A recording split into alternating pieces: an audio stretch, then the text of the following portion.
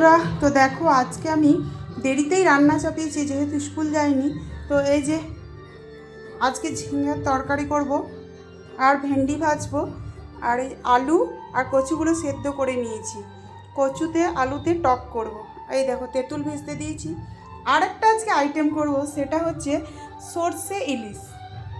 ইলিশ তো নেই আমার কাছে, তা যে মাছ দিয়ে বানিয়ে দেবো, যে কোনো একটা মাছ দিই। আমি ভাবলাম দেখি কলা পাতা দিয়ে রান্না করে, সবাই সব কিছু তো ইউটিউবে দেখছি, আমিও চেষ্টা করি কলা পাতা দিয়ে একবার মাছটা এইভাবে রান্না করে কেমন লাগছে। তার জন্য আমি এখানে সর্ষে পোস্ত বেটে নিয়েছি, আর সামান্য কিছু কাশ্মীরি লঙ্কা গুঁড়ি আর নুন দিয়েছি।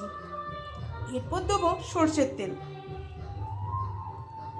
তো তোমরা আমার মতো যদি ইলিশ মাছ না পাও, কিন্তু মনে স্বাদ মেটানোর জন্য যে কোনো মাছ দিয়েই তোমরা কলা পাতা দিয়ে রান্না করতে পারো।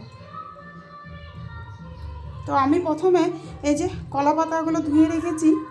এবার ইউটিউবে দেখলাম শুধু কলা পাতা দিয়ে সব সর্ষে ইলিশ রান্না করেছে, না হলে কাতলা। আমি তার মাছ চিনি না, তাই আমার বর যে মাছ এনেছে সেই মাছটা দিয়েই আজ আমি বানাবো, দেখবো শুধু কেমন লাগে।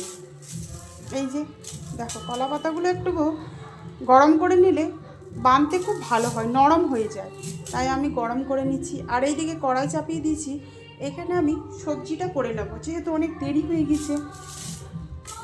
আর ছুটি থাকে বলে মেয়েকে একটু পড়াতেও হয়, বাড়ির সমস্ত কাজ আছে, তাই এই দেখো রান্নাটা দেখি। তো চলো আমি তোমাদেরকে কলা পাতাতে মাছ রান্না করার পর দেখাবো, হ্যাঁ, যে কেমন হয়েছে।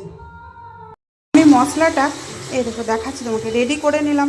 সর্ষে পোস্ত দিয়ে বেটে নিলাম, এক কাঁচা লঙ্কা দিয়ে বেটে, তারপর কিছু সামান্য লঙ্কা গুঁড়ি দিয়ে দিলাম, নুন হলুদ দিয়ে মশলাটা মিক্সি করে নিলাম। মশলাটা দেখো বানিয়ে নিলাম। এবারে এখানে 4টে মাছ আমি দিয়ে দেব।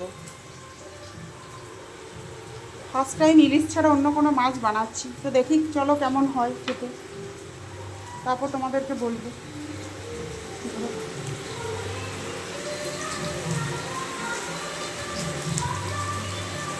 এখানে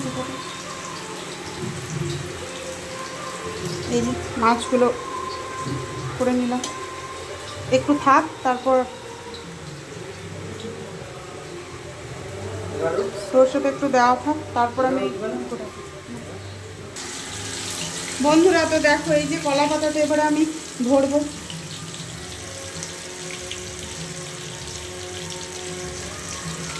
একটু মশলাটা দিয়ে দিই যাতে ভালো লাগে।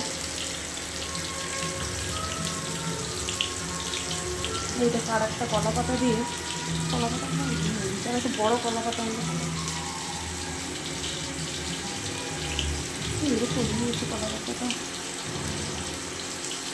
এই দেখো এবার আমি এটাকে এভাবে বেঁধে দেবো। একটু বড় কলা পাতা নিয়েছি।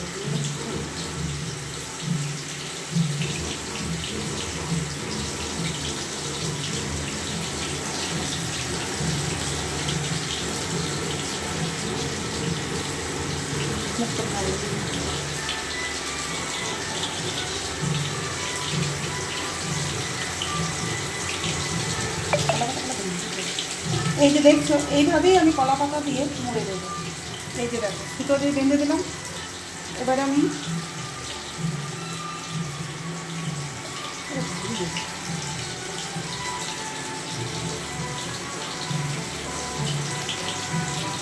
এই দেখো তেলে কলা পাতাটা ছেড়ে দেবো।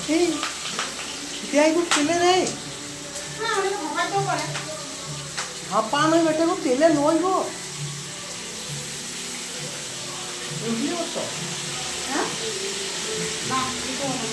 এই মাছের সাথে না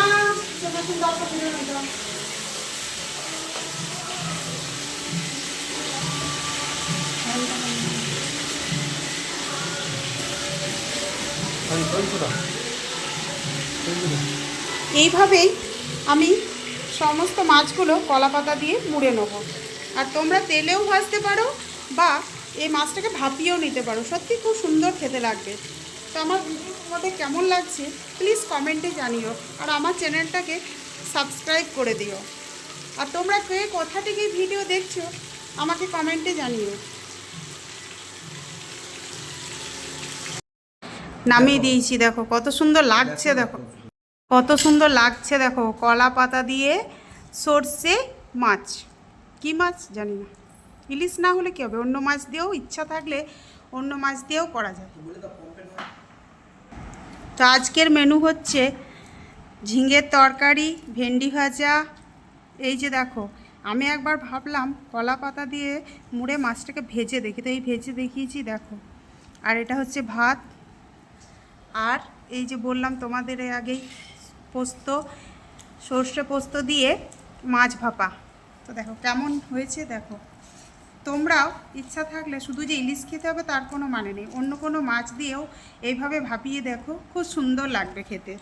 এবার দেখা যাক কলা পাতায় যেটা ভেজেছি সেটা কেমন লাগছে। দেখো সর্ষে পোস্ত দিয়ে যে মাছটা ভেজেছিলাম সেটাও দেখো কত সুন্দর হয়েছে। তো চলো এবার আমরা খেয়ে নিই। ঠিক আছে।